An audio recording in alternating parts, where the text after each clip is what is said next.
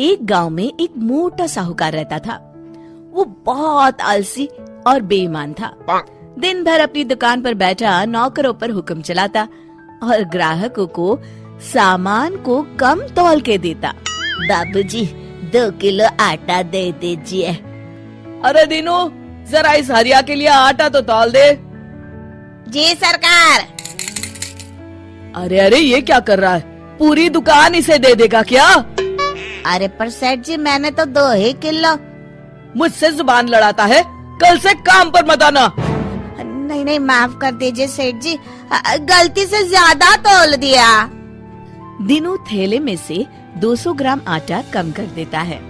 सेठ जी, ये आटा तो कम है। कम है तो जा कहीं और से ले ले। कैसे कैसे फटीचर आ जाते हैं मुझे नाप तोल समझाने। पर आप तो जानते हैं सेठ जी, इस गांव में सिर्फ एक आपकी ही तो दुकान है। हम गरीबों पर दया करिए, बड़ी मेहनत के पैसे लेकर आए हैं। अरे तो मेरा आटा क्या मुफ्त का है? लेना है तो ले, वरना चलता बंद है। हरिया आटे की थैली उठाकर दुखी मन से चुपचाप वहाँ से चला जाता है। अगले दिन विजय अपने कमरे में बैठा है। अरे मोहन, तुम आओ आओ। भाग्यवान, सुनती हो? मेरा बचपन का सखा आया है। जरा जल्दी से बढ़िया भोजन का प्रबंध करो। कैसा है विजय? तू तो बहुत बड़ा आदमी बन गया है। ये बंगला, गाड़ियाँ। अरे बस सब दिमाग का खेल है। तेरी सुनारी की दुकान कैसी चल रही है? बस मित्र, सुख से रोटी की व्यवस्था हो जाती है। अरे थोड़ी बुद्धि लगा तो रोटी के साथ साथ नोटों की भी व्यवस्था हो जाएगी। क्या मतलब? मतलब ये कि पूरे गांव में सिर्फ एक तेरी ही सोने चांदी की दुकान है। अगर तू थोड़े नुकसान में भी लोगों को सामान देगा तो उन्हें तो लेना ही पड़ेगा ना, वरना बार बार खरीदारी करने शहर जाना पड़ेगा। तो तू ज्यादा कीमत में कम सामान दिया कर। अरे भाई, ये तो बेईमानी हुई। अरे तो तू ईमानदारी से कौन सा कलेक्टर बन गया है?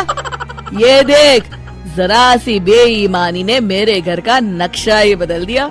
नहीं नहीं मित्र, ऐसे पैसे तो आ भी जाएंगे तो साथ में बददुआ लेकर आएंगे। किसी की मेहनत की कमाई को मैं ऐसे बेईमानी से नहीं हड़प सकता।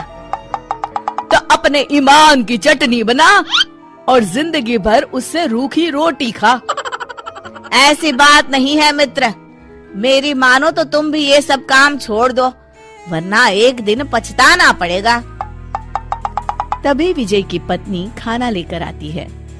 रहने दीजिए भाभी, इस पाप के 56 भोग के आगे मेरी मेहनत की रूखी रोटी ही भली है। मैं चलता हूँ।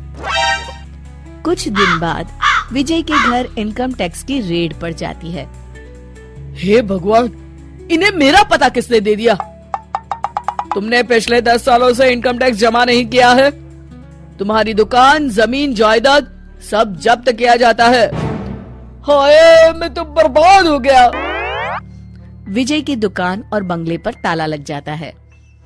वो झोपड़ी में रहने पर मजबूर हो जाता है। देखिए जी, ये कुछ गहने हैं, मेरी माँ ने दिए थे और मैंने ना इन्हें बगीचे में छुपा दिए थे। आप इन्हें बेचकर कुछ पैसे ले लीजिए और शहर जाकर कोई नया धंधा कर लीजिए। ठीक है भगवान, कल ही जाता हूँ। विजय अगले दिन मोहन की दुकान पर पहुँचता है। विजय तुम? अरे ये क्या खस्ता हाल बना रखा है मित्र। अरे क्या बताऊं तुमसे, जाने किसकी बुरी नजर लग गई, सब चौपट हो गया। खैर, ये कुछ गहने हैं, 8-9 तोला सोना होगा। मुझे इसके बदले पैसे दे दो, कुछ नया इंतजाम करता हूँ। वो तो ठीक है, पर मैं तुम्हें 5 तोले के ही पैसे दूंगा। क्या? तुम्ही ने तो सिखाया है मित्र। अरे पर अभी मेरे बहुत बुरे दिन है, ले देकर बस यही गहने बचे हैं मेरे पास। ये सब सोचूंगा तो पैसे कब कमाऊंगा, तुम ही समझा रहे थे ना। ठीक है, जितना मुनासिब समझो दे दो। विजय 5 तोले के पैसे लेकर दुखी होता हुआ शहर की ओर चला जाता है। उधर मोहन विजय के घर जाकर उसकी बीवी को बाकी के पैसे देकर पूरी बात बताता है। घर का जरूरी खाने पीने का सामान भी रखवा देता है। भैया, आपका ये उपकार रहेगा। अरे नहीं नहीं भाभी, ये तो मेरा फर्ज है। मैंने जो कुछ भी किया विजय को सही राह दिखाने के लिए। शाम को जब विजय वापस आता है, उसकी पत्नी उसे पूरी बात बताती है। मैं बहुत शर्मिंदा हूँ। ये मेरे कर्मों का ही नतीजा है जो आज हमें ये दिन देखना पड़ रहा है। कोई बात नहीं जी, देर आए दुरुस्त आए, जो हुआ सो हुआ।